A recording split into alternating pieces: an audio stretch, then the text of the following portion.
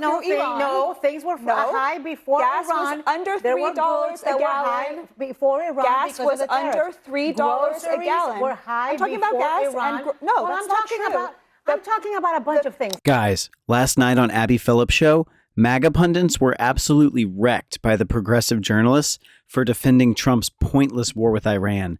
The MAGA idiots were cornered into complete silence, as they had no clue how to defend their dumb president. Guys, Trump has spent more than $100 billion on this war so far. I mean, this money could have provided basic health care to millions of Americans, or it could have been used to provide shelter to thousands of homeless people. But no, the man doesn't give a damn about the American public. All he cares about is himself and his cronies. Now I'm going to play some clips from the show. I'll give my opinion as we go. Tonight, he's losing control. Donald Trump's party is starting to rebuke him left and right as he becomes more unpopular, along with his war, his economy, and his distractions. Over the last few days, Republicans have blasted his choice to lead the nation's intelligence agencies, choosing a man with no experience and revenge on his mind. Senate Republicans formally rejected any ballroom funding from their immigration bill. And even Trump's DOJ is backing off the $1.8 billion fund to compensate allies, which Trump says isn't over. And perhaps the most extraordinary rebuke, the House just voted to limit his war powers in Iran, with 4 Republicans joining Democrats in that vote. Now, it seemed that the things were getting rougher, and the more unglued the president seemed to be today. That meltdown was pretty evident in the Oval Office, from sexist attacks to obsessing over his many renovation projects. The president losing this war powers vote in the House, I think, is a story of a couple of things. One, he's getting more unpopular with the public. This war is unpopular. But also, when you look at some of the people who voted against it, he's making enemies left and right in his own base in Congress, and that's showing up in some of these votes. I mean, not in this vote. You have, of 4 Republicans who decided to vote for this resolution, 2 of them are in swing districts, and I think that was a motivating factor. I mean, losing Thomas Massey, I don't think tells you anything really. But hey, about when the you have a popularity slim of the majority, president. war is all you need. That's the point. It's not about what an ideal scenario it is. Sure. It's what do you need in order to get the vote? But it's not a huge shift from where the Republicans Doesn't generally need to stand. be, is my point. Yeah. No. I agree with you on that. I'm simply saying it doesn't tell us much about the direction of the Republican Party and whether or not he's, quote unquote, lost control here. You lost 4 votes. 2 of them you expected to lose. 2 of them you lost for political purposes. It doesn't necessarily change the direction right now of where things stand. It can in the long term, but we'll see what ends up happening in the next steps. I think Marco Rubio, obviously made the comments yesterday and again today about the war being over. I think they're setting up for this off-ramp in a more meaningful way. The bigger problem I think we face now here is we want this all to be over. The president wants this to be over as well. You've just made it a lot easier for Iran now to not take the negotiating seriously, because now they're looking at what's happening in the House and saying we can wait this out just a little bit longer. He's lost the political backing that he had from his own party. We're going to continue to just dig in here, and that's a larger problem. Well, I think it's less about Trump, and it's more about, Trump is unpopular, his war is unpopular, but we are now just 5 months away from a general election. Some of the primaries are now over, so they have switched over to general election campaigning, and this war nobody likes. And look, Marco Rubio can say as many times as he wants in as many languages as he knows that this war is over. I don't know any American who feels that the war is over. And I don't think Americans are going to feel that the war is over when we're still seeing headlines about bombs in Kuwait and bombs in Lebanon and conversations with Netanyahu, and the gas prices are through the roof and the fertilizer prices are through the roof, and people can't make ends meet. So people don't feel that the war is over, do not believe that the war is over, and elections are in 5 months. Yeah. Let me play that exchange that Marco Rubio had with Sarah Jacobs on Capitol Hill today. If the war is over, I have a simple question. Who won? First of all, epic fury is over, which is what you would consider the war. That operation is So you agree concluded. it's a war, then? No, those are hostilities. They called it a war. Okay, fine. We're taking you at your word. The war is over. Who won? Well, first of all, you're not taking me at my word. It's a fact. We're no longer conducting sustained strikes inside of Iran to degrade their military because epic fury is over. The second point is, on the question of who won, I can tell you this. We defined victory as destroying their defense industrial base, significantly reducing the number of missile launchers that they possess, significantly reducing their stockpile of drones. And we achieved all of those, in addition to destroying what they had left of an Air Force and wiping out their entire conventional Navy. Those are all gone. So I consider that victory. That's not victory. In fact, that's a lie. And that's not how they were defining it 4 months ago. The number one objective of going to Iran was making sure to prevent them from getting a nuclear weapon. Everybody around this table agrees that Iran does not deserve or need to have a nuclear weapon. The entire world actually probably agrees with that sentiment, or the overarching majority of them. He didn't articulate that one time in anything that he said. You know why? Because Iran was further away from a nuclear weapon under the JCPOA than they are today. And that's what this White House doesn't want you to understand. This is a failure when your number one objective is something that your Secretary of State did not even mention. We talked about the unpopularity of the president. I disagree with everybody else. The president is extremely popular with his base, period. But that's why you have all of these MAGA Republicans who are running in these general elections who are caught between a rock and a hard place, because you cannot be popular with the American people and be popular within MAGA.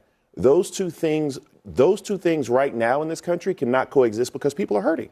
I just want to point out, too, that something that you touched on was the biggest thing that Trump has been out there. Guys, at this point, I think it's pretty clear that Donnie got tricked into going to war with Iran by the Israeli Prime Minister Netanyahu. I mean, he's been trying to get the U.S. presidents to go to war with Iran since the 90s, but no U.S. president was dumb enough to attack Iran. They all knew that Iranians would weaponize the Strait of Hormuz, and that would F up the world economy. They also knew that Iran is 8,000 miles away from our home, and to defeat them on the other side of the world would be next to impossible. But, surprise, surprise, the brainless and self-obsessed orange president couldn't understand any of this. He got trapped by Netanyahu, and he pushed the world and the United States into a never-ending, pointless war, which is now turning the lives of millions of Americans into a living hell. Gas and grocery prices are through the roof just because of the Strait of Hormuz. And nobody knows, including Trump, how this war is going to end. They're saying is that Iran cannot get a nuclear weapon, which is something I agree with wholeheartedly. But just today, the International Atomic Energy Agency said that the risk of Iran acquiring a nuclear weapon is much higher today than it was before the war. So if the war is somehow over, then why is the risk higher for them to acquire a nuclear weapon? So it doesn't seem like the war is in fact over. And then you couple that with the fact that I believe we're in a much worse position than we were before we entered this war. Whether you look at gas prices skyrocketing, the U.S. being more isolated than ever before. We upset a lot of our allies by not really tipping them off to our plan to go after Iran. And I think that we're in a much weaker position. So actually, in fact, I can't see a place in which the war is over, no matter how many times Marco Rubio wants to speak it into existence. If it's over and we did not meet our number one objective, the thing that Donald Trump hates to hear the most is that we lost. If this war is over and we did not accomplish our number one objective, we lost. The fact is, just as you stated, everybody understands the reason we went to Iran supposedly was to keep them from getting a nuclear weapon. And the Secretary of State today testified, and he didn't even mention that as one of the accomplished goals. So, Batya, if none of that happens, if they say the war is over, but the war is really not over because we're not back to where we were before, the Strait of Hormuz is still closed, and Iran is still not prevented from having a nuclear weapon, how long will MAGA stand by this conflict? Well, we're currently in a ceasefire in which the president is engaged in active negotiations to achieve what I totally agree with Bakari was the main objective of Operation Epic Fury. So the hostilities are over, we're in a ceasefire, and we are trying to achieve a deal that would prevent them from we are still shooting at each other. Right? Because we bombed Iran 2 days ago. They are striking their allies now, so there's still hostilities. Yeah, Trump was asked in the Oval Office how he defines a ceasefire, and he said, I think very funnily and very accurately, well, in that area of the world, it means you're shooting at each other a little bit less vigorously or something along those lines. I think that's accurate. So we don't know how this is going to end. The problem is that the American people who voted for Donald Trump are hurting. They are bearing the cost of this war disproportionately because they are the ones struggling to pay for gas and struggling to pay for food. And this is a big problem for the president, and I don't know how aware he is of that. So he has two competing imperatives. He cannot get out without some sort of deal that is better than the JCPOA, and he has to somehow alleviate the pain and the suffering of working class Americans. In my view, the best way to do that is a stimulus check, and I don't know why this isn't on the table at all. I think he needs to give people some sort of a tariff rebate in order to get them through the summer months. A tariff rebate? Yeah, tariff rebate. How about just get rid of the tariffs? Well, we brought in 200. Weren't you an advocate for the tariffs? Yes, exactly. So then why are you asking for a rebate? That's exactly what a rebate is. Give a stimulus check why you haven't done anything. We brought in $200 billion in tariffs, and we should now take some of that money and give it to Americans who are struggling to pay for gas and groceries. Actually have to already be refunded because most of them were illegal. That's actually, it's not clear that they have to be refunded. They are already we know that they are already being refunded. The refunds are happening Well, right now. no, companies are suing for refunds, but it's not clear that they're going to get them. But again, we brought in a bunch of money. Tariffs are a good idea. Yeah. I'm very glad we have that money. Why would you have to rebate the money? No, I mean in stimulus checks. That doesn't What do you mean rebate the money? I'm saying we brought in a whole bunch of money. Guys, the stupidity of Trump and his cronies like Pete Hegseth and Marco Rubio has destroyed the image of our country. Iran has given Trump a bloody nose, and now the world is laughing at us. Our arch rival China is now preparing to fulfill its long-awaited goal of capturing Taiwan because the Chinese have now seen how easily the Iranians have defended themselves against the U.S. forces. They'd now probably be thinking that we can invade Taiwan and the U.S. can't do shit about it because they're already busy fighting Iran. Guys, under Trump, our military is pretty clueless. They don't know why we are at war with Iran. They don't know why they're dying fighting a country which is literally 8,000 miles away from us. They don't know why Trump sent them to fight in a country which is Israel's enemy, not ours. Everything about this war is so disgusting. And we should now give that to working class Americans who are struggling to pay for gas. But Trump thinks that the affordability crisis is a hoax, so he reason that gas is high is for a very noble cause, which is ensuring that the Iranians never get a nuclear weapon. We made things high through the tariffs, and then we're going to turn those tariffs. No, we made things high through Iran. Things were high before Iran. Gas was under $3 a gallon. Before Iran, gas was under $3 a gallon. Were high. I'm talking about gas Iran. That's not true. I'm talking about a bunch of things. I'm talking about your refrigerator. I'm talking about price index. I'm talking about a bunch of stuff. The producer price index. I don't know what bubble you live in where you think that the tariffs didn't increase prices. What the data shows. I don't know what bubble you live in. Hold on, Anna. Let me let her finish, and then I'll let you respond. Was down before Iran. Groceries and gas are now up because of Iran. Iran, as we all agree, ensuring that they not achieve a nuclear weapon is a noble goal. So Trump needs the leeway to get a good deal. Inflation was up before Iran. Let's give him another Trump check. Yeah, let's not. It was down. Prices were clearly coming down on the whole. There were some elements that were up. There's no doubt about that. But we're saying on average, on the whole, things were down. That is a fact. But can we talk about just the strategy of Iran? Because what I haven't understood is how you go to war. Pete Hegseth, Secretary Rubio, and others, and you don't anticipate that they're going to close the Strait of Hormuz, which is a great deal. It bears a great deal of responsibility for the prices. Why do you think they didn't anticipate it? Of course they knew they were going to close the Strait. Because you just said we needed refunds. I mean, I don't understand how you can articulate one thing that says that the pain of the American people is unbearable, that Republicans are now touting for refund checks. You're conflating two things, I think, in that case. Actually, the president has clearly said multiple times that he understood, and they understood that there was risk. Marco Rubio made that point, I think, earlier today. They knew that there were going to be some risks economically and politically, but they chose to make this decision because they think it's best for this world. Trump has also said that they didn't think that they would shut down the Strait of Hormuz. He did say that. Yes, he did, but that does not mean that they did not think that was a possibility. Well, no, I mean, he said they were given that information. And he has also said there would be regime change. But he said Iranians would take their country back. He said that after they killed the Ayatollah, he said that there had been regime change. And I don't know anybody who thinks that there had been regime change. They may have other names, they may have other titles, but it is still the same Iranian regime.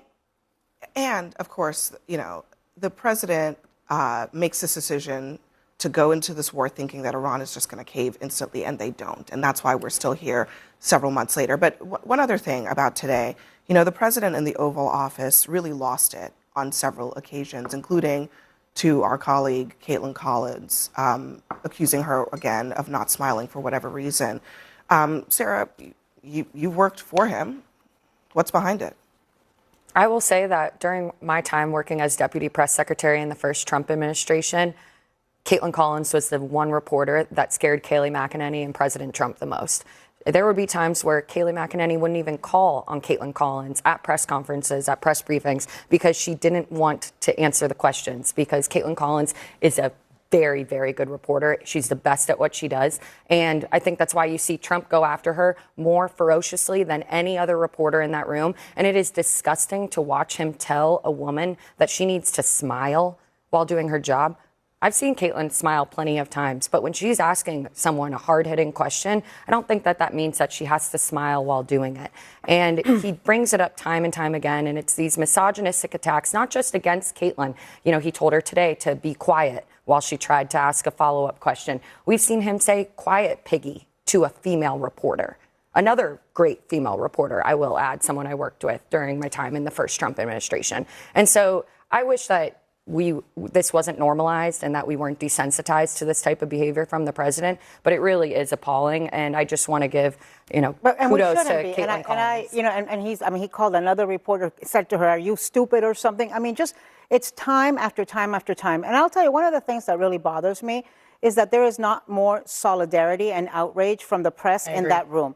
Because I would like to think that if I was in that room and my colleague was being treated that way, I would say, "Screw you, I'm leaving, you go ahead and you cover yourself. Leave yourself here with OAN and with Fox News and let that be what your national coverage is." And that's why I feel that it is so ridiculous and hypocritical for people to go sit at a White House Correspondents' Dinner where Donald Trump is speaking, and we're supposed to be celebrating the free press, when practically on a weekly basis we have to hear his rants against women who are doing their jobs as journalists. And that is why, even though it's just been rescheduled, I refuse to go. I refused to go then, and I refuse to go now, because it makes no damn sense. All right, we'll leave it there. Guys, now Trump is desperate to end the war because of the midterms. But my question is, what on earth was he thinking when the Pentagon had warned him there was no imminent threat from Iran and that this war was not in the best interest of our country? I mean, just because he wanted to divert the public attention from the Epstein scandal, he pushed this country into a whole new war.